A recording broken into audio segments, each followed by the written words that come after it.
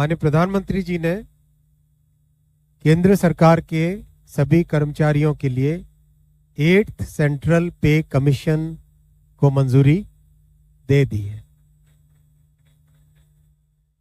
8th central पे commission आप सब जानते हैं 1947 से अब तक 7 पे कमीशंस हुए हैं और प्रधानमंत्री जी ने एक रेगुलर रिदम के साथ पे कमीशन बनाने का जो एक संकल्प लिया है, उसके हिसाब से 2016 में लास्ट पे कमीशन 7th पे कमीशन स्टार्ट हुआ था, तो 2026 में इसका टर्म कंप्लीट होता है।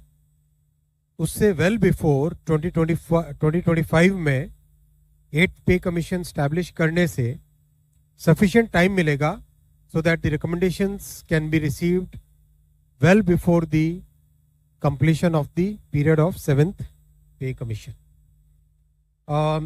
जैसा आप जानते हैं इसमें मैसिव कंसल्टेशन होगा with the state governments, with all the different stakeholders in the central government, in the PSUs, इन सब के साथ डिटेल्ड कंसल्टेशन होगा और चेयरमैन एंड 2 मेंबर्स का भी शीघ्र अपॉइंटमेंट होगा। एक तरीके से ये एक बहुत बड़ा फैसला है।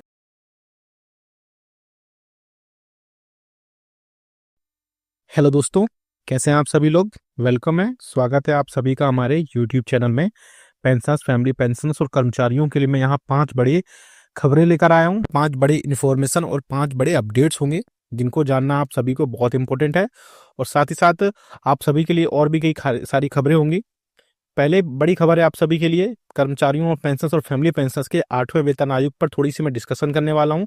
कब तक आएगा, क्या कब तक कमेटी इसमें गठित होगी और इसके अलावा कब तक इसके आने के चांसेस हैं, क्या इसमें क्या फिटमेंट फैक्टर होगा, उस पर भी थोड़ी सी डिटेल में बात करेंगे क्योंकि फिटमेंट फैक्टर ही सबसे क्रूशियल रोल प्ले करता है आपकी पेंशन, आपकी सैलरी और आपकी बेसिक पेंशन में, फैमिली पेंशन में बढ़ोतरी करने में। तो फिटमेंट फैक्टर पे भी यहाँ पर हम बात करेंगे।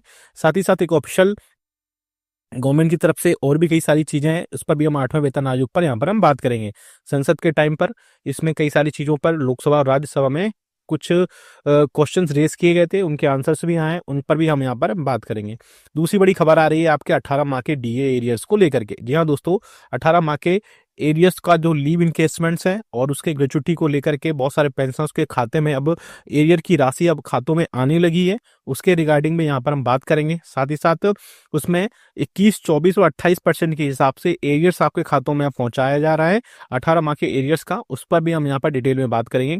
तीसरी बड़ी बात करेंगे फिक्स्ड मेडिकल अलाउंसेस पे बढ़ोतरी को लेकर के और इसके अलावा आपकी बेसिक पेंशन में बढ़ोतरी को लेकर के यहाँ पर बात करेंगे। इसके अलावा एक और अलाउंसेस है कांस्टेंट अटेंडेंस अलाउंसेस, उस पर भी हम बात करेंगे और भी कई सारे इन पे अलाउंसेस से रिलेटेड इन्फॉर्मेशन मैं आपको यहाँ पर देने वाला हूँ। तो इसलिए ये वीडियो बहुत ज़्यादा इंपॉर्टेंट आप सभी के लिए होने वाला है, इसलिए इस वीडियो को पूरा लास्ट तक देखिएगा। और अगर चैनल पर पहली बार आए तो आपसे अपील करना चाहूँगा, चैनल को फ्री में सब्सक्राइब जरूर करिएगा, सब्सक्राइब के ब्लैक बटन को प्रेस करके। साथ ही साथ आप हमारे वीडियोस की लेटेस्ट इन्फॉर्मेशन आप तक पहुंचे, इसके लिए आप घंटे के निशान को यानी प्रेस घंटे के निशान को, बेल आइकन को प्रेस करना बिल्कुल मत भूलिएगा, तभी आपके पास हमारी वीडियोस की लेटेस्ट इन्फॉर्मेशन आ पाएगी और आप हमारे वीडियोस को इसी तरीके से आगे भी वॉच कर पाएंगे। जल्दी से आपको हमारे चैनल के रिगार्डिंग इन्फॉर्मेशन दे दूँ।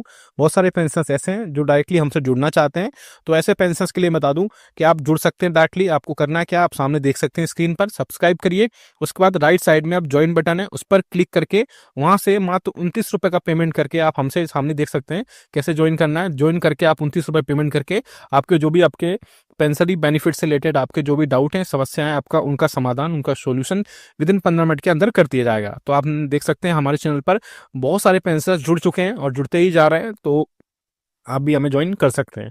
चलिए पहली बड़ी खबर की बात करते हैं जो कि 8वें वेतन आयोग पर। जैसा कि आप सभी को पता है कि लास्ट 7वां वेतन आयोग 2016 में गठित किया गया था, उसके बेसिस पर ही अब आपकी पेंशन और जो आपके टीए, डीए, एचआरए और जो अदर अलाउंसेस हैं उन सब में कंटिन्यूअस रेस्पेक्टिवली उसी हिसाब से बढ़ोतरी उसमें अब की जा रही है।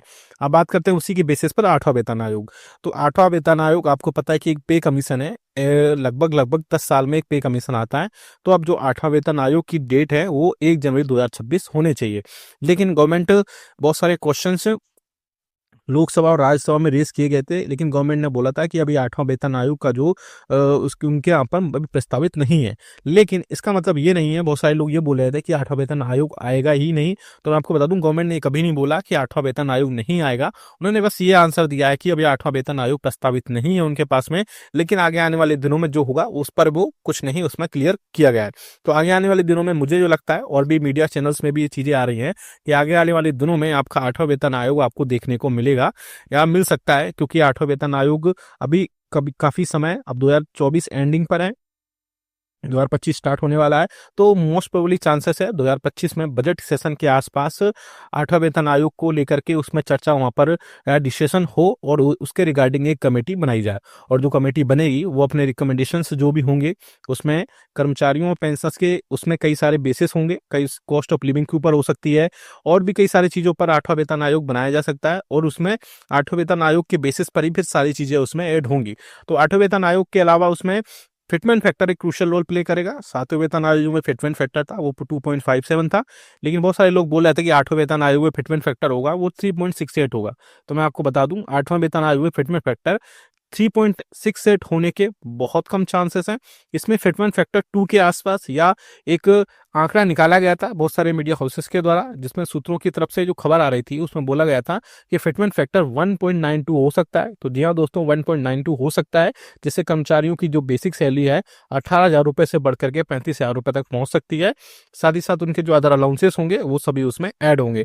और इसके अलावा पेंशनर्स की जो बेसिक पेंशन है वो 9,000 रुपए से बढ़कर के 15,000 रुपए तक पहुंच सकती है।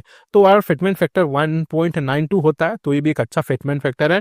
इससे भी आपकी काफी हद तक पेंशन सैलरी और कर्मचारियों की बेसिक सैलरी में भी काफी ज्यादा बढ़ोतरी देखने को मिल सकती है। इसके अलावा जो अलाउंसेस होंगे, टीए, डीए, एचआरए होंगे, वो बढ़ते रेट पर ही उस प्रकार से वहां पर बढ़ते रहेंगे। तो ऐसे में पेंशनर्स को काफी ज्यादा वहां पर राहत मिल सकती है।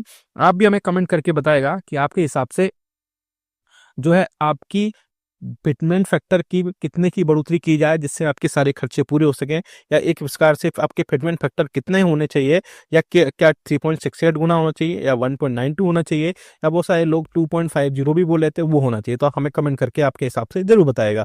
साथ ही साथ आप हमें बताएगा क्या आपको लगता है कि 8वां वेतन आयोग कब से सरकार इसको कॉन्स्टिट्यूट करेगी, सब सरकार कब से इसको लागू करेगी। अब बात करते हैं दूसरी बड़ी खबर की जो कि निकल कर आ रही है 8वें वेतन आयोग के बाद 18 माह के एरियर्स को लेकर के। जी हाँ दोस्तों, बहुत सारे पेंशनर्स ऐसे हैं जिनके खातों में 18 माह एरियर्स का जो लीव इनकेसमेंट्स है, या फिर बोल सकते हैं कि जो ग्रेचुटी है उसके पैसे अब उनके खातों में क्रेडिट होने लगे हैं। बहुत सारे पेंशनर्स कमेंट भी कर रहे थे। एक्चुअली उनको जनवरी 2020 से जून 2021 तक 18 माह का जो टेन्योर था, ड्यूरेशन थी, उस बीच में कोविड के टाइम पे 18 माह का एरियर्स रोक दिया गया था। लेकिन 21, 24 और 28 इस प्रकार से जो रिटायरमेंट, जो भी जिस 6 मंथ के स्पैन में जो रिटायरमेंट हुए थे उनको 21, 24 और 28% के हिसाब से अब लीव इनकेसमेंट और ग्रेचुटी का पैसा मिलना स्टार्ट हो गया है। तो पेंशनर्स को बहुत सारी कांग्रेचुलेशन, जिनको भी अब एरियर्स अब मिलना स्टार्ट हो गए हैं। लेकिन 18 माह का एरियर्स अभी सरकार की तरफ से नहीं दिया गया, वो भी मुझे लगता है सरकार को पैसा पेमेंट करना चाहिए। यूनियंस और फेडरेशंस लगातार इसके रिगार्डिंग बातचीत कर रहे हैं सरकार से।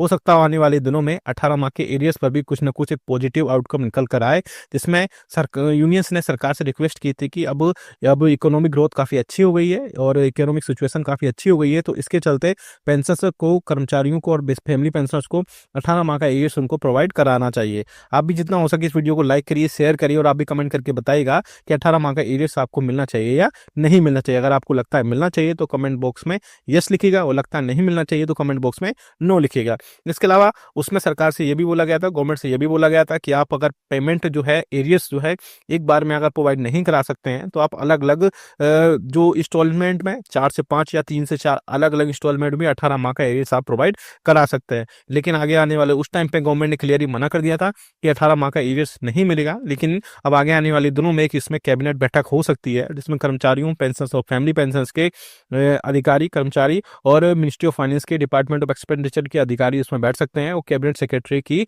अध्यक्षता में एक कैबिनेट बैठक हो सकती है, जिसमें आपको 18 माह का एरियर्स को लेकर के कोई ना कोई आउटकम निकल कर आ सकता है।